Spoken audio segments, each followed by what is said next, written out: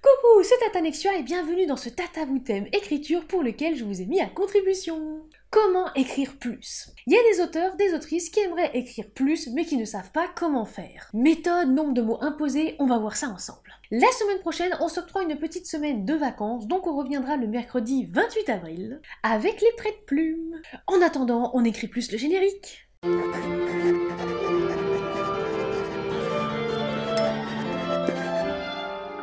Pour ne louper aucune vidéo, abonnez-vous et activez la cloche. Pourquoi écrire plus? Bien sûr, cela ne parlera pas à tout le monde. Certains ont déjà trouvé leur rythme, il y en a même qui écrivent très vite et qui réussissent à se concentrer des heures durant sur l'écriture. D'autres ne cherchent pas à écrire plus, leur situation leur convient très bien. On s'intéresse aujourd'hui à celles qui veulent écrire plus et qui sont frustrées de ne pas y arriver ou d'être bloquées pendant plusieurs semaines, mois, etc.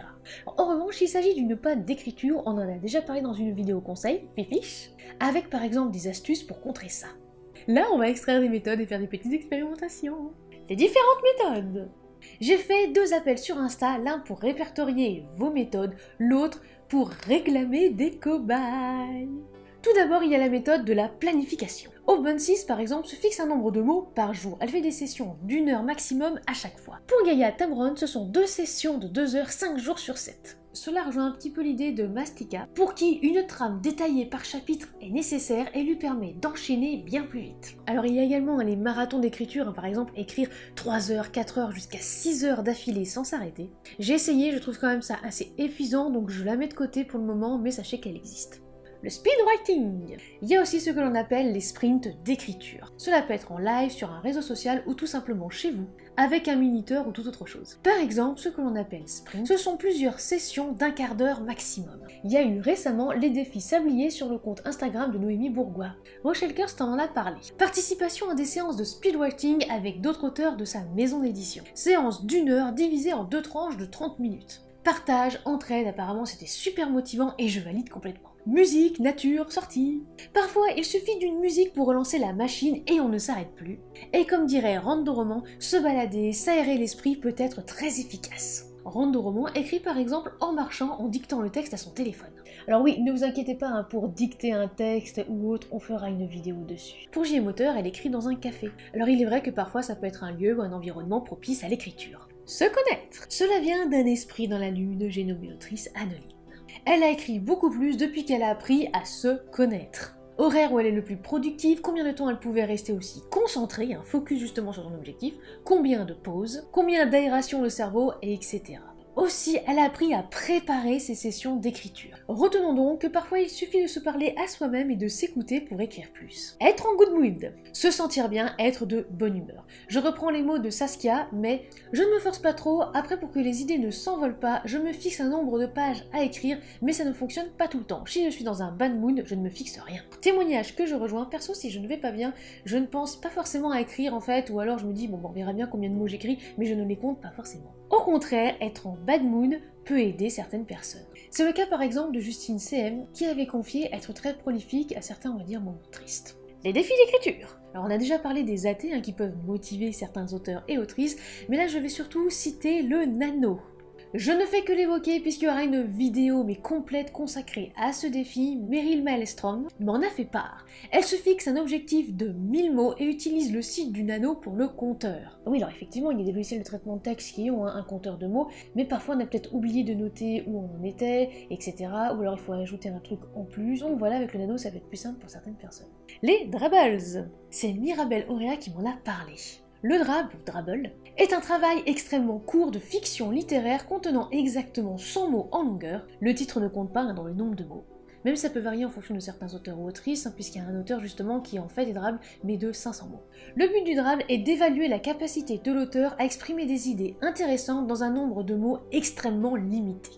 Pour Mirabelle, je la cite, « C'est génial pour le développement de personnages et d'univers. On ne garde pas tout, mais on explore des pistes. » Alors bien sûr, comme je l'ai dit, normalement c'est 100 mots, mais Mira peut atteindre 1K ou 2 même. Expérimentation.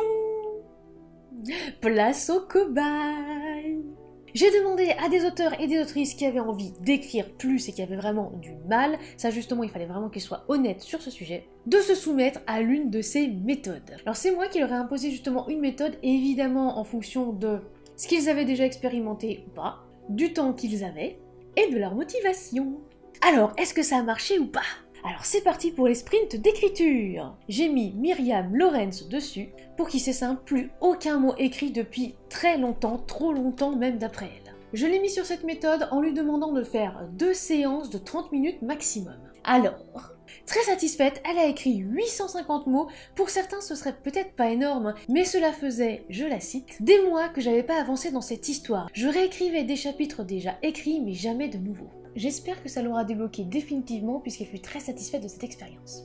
Et sur cette méthode, j'ai également mis Mélanie Desforges. Alors pour elle c'était différent, c'était 15 minutes chaque soir et au moins pendant 4 jours. Alors elle partait de très loin déjà parce qu'elle apprécie absolument pas d'écrire le soir et en plus 15 minutes comme ça à imposer, c'était pas forcément la joie. Et finalement, il y a eu de très bons résultats. Alors oui, elle adaptera effectivement la méthode puisque le soir, voilà quoi, mais le fait de devoir s'y mettre 15 minutes par jour, eh bien ça l'a aidé. Il y avait on va dire un petit peu cette petite routine qui s'est mise en place. Je me permets de citer un jour de son journal, jeudi 1er avril. Fatiguée, lessivée, je me suis dit que j'allais faire une pause et pas écrire aujourd'hui, mais malheureusement j'ai culpabilisé comme une malade et impossible de m'endormir malgré la fatigue. À 1h du mat, donc techniquement vendredi, j'ai pété un câble et j'ai compris que si je n'écrivais pas, jamais je n'arriverais à dormir. Du coup, j'ai écrit pendant 1h30. Ah oui, les autres jours, la fatigue l'a gagnée également, puisque c'est le soir, mais elle a tenu bon et juste bravo. Le fait qu'elle ait explosé l'objectif aussi, c'est très bien et c'est très satisfaisant. C'est vrai que si au bout des 15 minutes, vous avez envie de continuer d'écrire, ne vous arrêtez pas à continuer d'écrire. Réflexion puis écriture. J'ai mis dessus Mélanie Lebas. Alors la première étape, c'était 15 minutes de réflexion, on va dire de brainstorming, et 15 minutes d'écriture. Je la cite, elle a très bien aimé le concept. Elle n'a pas trouvé les 15 minutes trop longues en fait de réflexion, bien au contraire. Et ceci dit, comme elle le dit, c'était bien de les respecter. Elle a commencé à écrire immédiatement après et ça coulait bien, elle a fait 220 mots en 15 minutes et elle a pu continuer ensuite de manière efficace. Alors il est vrai qu'elle a parfaitement bien utilisé les 15 minutes justement de réflexion, de brainstorming, puisque ça lui a permis de réfléchir à la construction de son chapitre, à imaginer justement la scène d'ouverture et du coup c'était fructueux. Effectivement, j'ai aussi eu pas mal de témoignages d'auteurs et d'autrices qui parfois restaient sur la page blanche en fait et qui n'arrivaient pas à écrire parce qu'ils voulaient absolument écrire la première phrase mais parfaite pour se lancer. Et parfois, quelques minutes de brainstorming pour savoir comment vous allez pouvoir réaliser cette scène, qu'est-ce que vous allez pouvoir dire, ça peut peut-être aussi aider à débloquer. Et la deuxième étape de cette petite méthode, c'était d'écrire 25 minutes d'une traite, donc pour le coup, pas de brainstorming avant. Et bien dans ce cas, Mélanie s'est rendue compte qu'elle a mis un peu de temps à aligner les premières phrases. Comme quoi, l'air de rien, le brainstorming peut être très utile. Alors elle s'est demandé combien de temps justement elle avait mis pour aligner ses premiers mots, 15 minutes, peut-être un peu moins, mais son rythme a augmenté au cours de la séance, au mesure justement qu'elle désirait écrire, ça se clarifiait dans sa tête. Un très bon bilan par rapport au nombre de mots justement 25 minutes, c'est à peu près le même rythme, mais c'est pas mal. Alors à savoir, sur une session de 2 heures, qu'elle coupe 2 fois en 1 heure en général, elle produit environ 1000 mots. En fait, elle se rend compte que 3 sessions de 30 minutes pourraient suffire en se chronométrant à essayer, je suis d'accord avec elle. Et oui, rien ne vaut l'expérimentation. La planification. Écrire donc sur plusieurs jours, au moins 1 heure par jour, alors sans pression ni forcément de nombre de mots imposés. J'ai mis dessus Karine, ma petite Carichou, les cris du cœur. Très satisfaite de sa performance, elle réécrivait certains chapitres, elle se replongeait dans une histoire et 1 heure coupée de tout, entre guillemets, ça l'a aidé à rester concentrée et focus sur son objectif. A-t-elle avancé? Pour elle, c'était vraiment la réécriture qui importait? Oui. Elle est très satisfaite, même si ça a été compliqué à mettre en place. Et j'ai mis une autre personne sur la planification, l'autrice Rebecca Arnaud. Le premier jour, c'était 3000 mots imposés, le deuxième jour, il n'y avait pas de mots imposés. Et bien c'est simple, pour la première heure, Rebecca a écrit moins de 3000 mots, même si c'était déjà pas mal. Et pour le deuxième jour, un petit peu moins, 1800, mais c'est quand même une très belle performance. Alors petite parenthèse, il est vrai que parfois il y a des personnes qui ont vraiment besoin de s'imposer un nombre de mots, et d'autres absolument pas, ça peut au contraire les brider. On est parti en divertissement good mood. Alors c'est simple, petite méthode de Tata Nexua, regardez des vidéos de chats. La première fois pendant 15 minutes sur l'heure d'écriture, la seconde fois une seule vidéo avec un nombre de mots imposé. J'ai mis dessus Sophie, qui lors de la première phase a écrit 487 mots et ce qui la satisfaisait grandement. Au début, elle m'a confié qu'elle n'y croyait pas trop, qu'elle voyait pas l'intérêt de regarder des vidéos de chats avant d'écrire, et finalement, elle a trouvé que ça l'avait détendue, que finalement l'écriture est venue toute seule.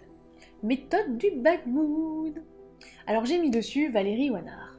Elle a relevé le défi de regarder des vidéos tristes, voire déprimantes, exactement dans les mêmes conditions que les vidéos de chat. Alors, bilan, 717 mots en 45 minutes. La deuxième fois, elle était un peu moins satisfaite de sa performance, mais à titre personnel, j'estime que rien que le fait d'essayer et de se dépasser, c'est déjà une victoire. Il ne faut jamais perdre la motivation. Donc déjà, quand même, bravo. Les 2 soirs différents, un petit peu un mélange entre le bad mood et le good mood. J'ai mis dessus GE Froideval. C'est simple, la première fois, c'était regarder des vidéos drôles, la seconde fois, des vidéos tristes. Les vidéos drôles, ça a super bien marché. Les restes, les vidéos tristes, un petit peu moins. Alors il y en a d'autres qui n'étaient pas dans les cobayes mais qui ont voulu essayer, et il y en a une qui a même écrit après donc 1 heure sans s'arrêter en visionnant des vidéos drôles pendant un petit quart d'heure avant justement de se mettre à écrire, alors qu'elle bloquait depuis 1 mois justement sur l'écriture d'un chapitre, donc j'ai envie de dire bravo Justine. Parler d'une histoire en marchant. Alors j'ai mis dessus Aube 26 un Marianne pour Saint-Jury. Alors la première fois elle devait m'envoyer des vocaux, j'avais juste dit ça, et la deuxième fois elle devait juste marcher comme ça et écrire après. Mais évidemment, qui connaît Tata Nexua sait qu'il y a des pièges. Effectivement il y avait un petit piège, même si elle s'en doutait un petit peu, c'est-à-dire que suite aux vocaux où justement elle m'a raconté un petit peu son histoire, je lui ai demandé d'écrire comme ça à chaud. Et sans musique alors que d'habitude elle écrivait avec de la musique. Alors, presque 500 mots en à peine 15 minutes, donc bravo. Bon, elle a bu aussi entre temps parce qu'elle avait plus de doigts. Et la deuxième fois, c'était comme à son habitude, et là, ça a été 670 mots en 20 minutes, et elle a même continué après. Conclusion, Aube 26 a son propre rythme déjà, elle sait ce qui lui convient et c'est très bien en fait. Ça rejoint effectivement le point que l'on a vu précédemment, apprendre à se connaître et à savoir justement quand est-ce qu'on est le plus productif et productive. Écrire avec de la musique sans parole pendant 2 heures. Alors je me suis mise du coup dessus parce que j'avais jamais essayé et que tous les auteurs et les autrices qui voulaient participer à cette expérience avaient déjà en fait essayé ça et je voulais vraiment que les personnes soient honnêtes. Bon voilà, c'est moi puisque moi j'avais jamais fait ça et c'était le soir. Puisque souvent j'écris le matin, l'après-midi et le soir, mais à partir de 21h-22h, là je me suis dit je vais commencer à 19h. Ah, ça a été assez catastrophique. Parce que même de la musique sans parole, je sais pas comment vous réussissez à faire, les gens, à vous concentrer, mais moi c'est pas possible, j'avais juste envie en fait de danser, ou de rêver, ou de faire complètement autre chose que d'écrire en fait. Bon, j'ai écrit 1500 mots du coup en 2 heures. Ouais, c'est un petit peu pitoyable, sachant que d'habitude je tourne plutôt autour des 5000-7000. Et le pire, c'est que je regardais constamment l'horloge. Alors ça, c'est bon, c'est fini, c'est pas pour moi. Alors j'ai voulu retenter un matin avec un objectif de 3000 mots. Nope, c'est pas pour moi. La musique, non. Désolée, mais non, ça va pas le faire. Mais sait-on jamais, pour celles et ceux qui n'ont pas encore essayé d'écrire avec de la musique justement en fond, pourquoi pas. Défi d'écriture comme le nano, et c'est Adeline Henry qui m'a justement envoyé son témoignage. Pourquoi faire le nano ? Attention, je la cite. Ça me booste car il m'oblige à me poser devant mon ordinateur et à préparer un tant soit peu mon histoire. Je m'oblige à dégager au moins 30 minutes par jour. Mon objectif est autant que tu peux, même un mot c'est bien. Petite parenthèse, je suis totalement d'accord avec elle, ne vous forcez pas sinon ça pourrait nuire à votre motivation. En novembre 2019, j'ai aligné un peu plus de 50 000 mots grâce au nano. Le dernier, j'ai dépassé les 105K. Et cette fois-ci, pour être franche, elle vise les 100 mots.